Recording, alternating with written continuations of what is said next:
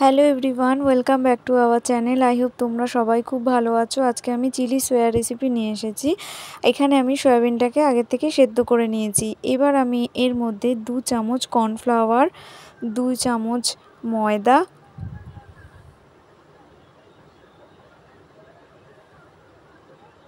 Half চামচ গোলমরিচ গুঁড়ো আর হাফ চামচ লাল লঙ্কার গুঁড়ো,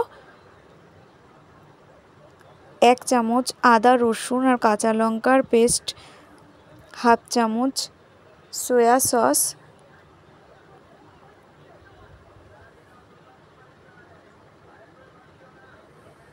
হাফ চামচ লবণ দিয়ে আমি এই সব উপকরণগুলো ভালোভাবে মেখে নেব। এখানে আমি কোনো রকম জল ব্যবহার করিনি, যেহেতু সয়াবিনটা সেদ্ধ করা তাই এর মধ্যে জল রয়েছে।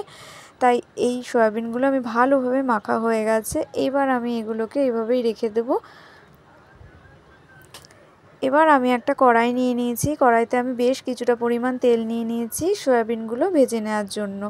তো আমি এখানে সয়াবিনগুলো দিয়ে দেব। দিয়ে দেওয়ার পর এগুলো আমি ভালোভাবে লাল লাল করে ভেজে নেব।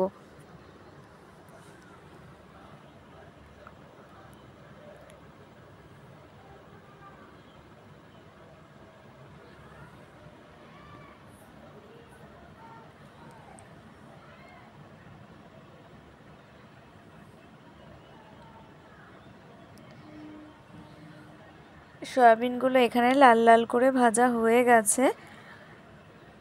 এবার আমি সয়াবিনগুলো তুলে নেব একটা বাটিতে।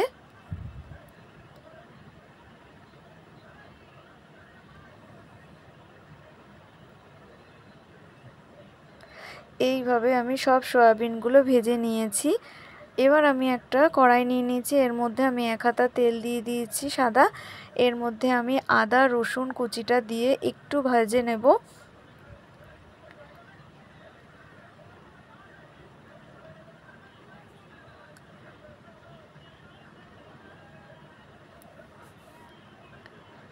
একটু ভেজে নেওয়ার পর এর মধ্যে আমি 2টো কাঁচা লঙ্কার কুচি আর কিউব করে কেটে রাখা পেঁয়াজগুলো দিয়ে একটু ভেজে নেব।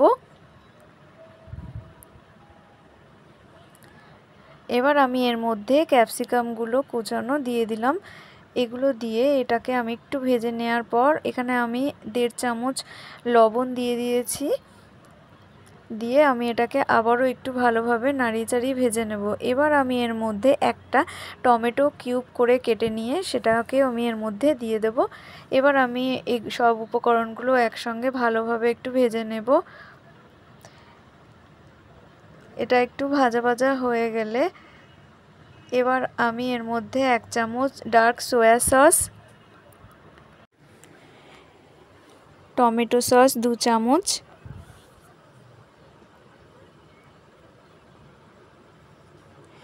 এক চামচ চিলি সস আর হাফ চামচ গোলমরিচের গুঁড়ো দিয়ে দেবো আর কাশ্মীরি লঙ্কার গুঁড়ো হাফ চামচ দিয়ে আমি ভালোভাবে এটাকে নাড়িয়ে মিক্স করে নেব। এটা মিক্স করা হয়ে গেছে। এবার আমি এর মধ্যে 1 চামচ ভিনিগার দিয়ে দেবো।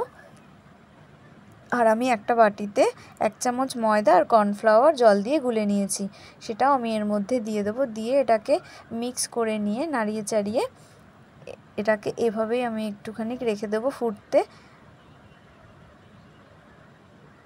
এটা ফুটে উঠেছে। এবার আমি এর মধ্যে ভেজে রাখা সয়াবিনগুলো দিয়ে দেবো। ভেজে রাখা সয়াবিনগুলো দিয়ে আমি এটাকে নাড়িয়ে চাড়িয়ে এটাকে মিক্স করে নেব। এটা কড়াইতে বেশিক্ষণ রাখা যাবে না। এটাকে দিয়ে কিছুক্ষণ নাড়িয়ে চাড়িয়ে এটাকে আমি নামিয়ে নেব অল্প একটু গরম মশলা দিয়ে। তো আমাদের চিলি সোয়া একদম রেডি। তো এইভাবে চিলি সোয়া রেসিপি আপনারাও বাড়িতে ট্রাই করবেন। এটা ভাত, রুটি, পরোটার সঙ্গে খুবই ভালো লাগে। তো আমি এখানে রুটির সঙ্গে সার্ভ করেছি।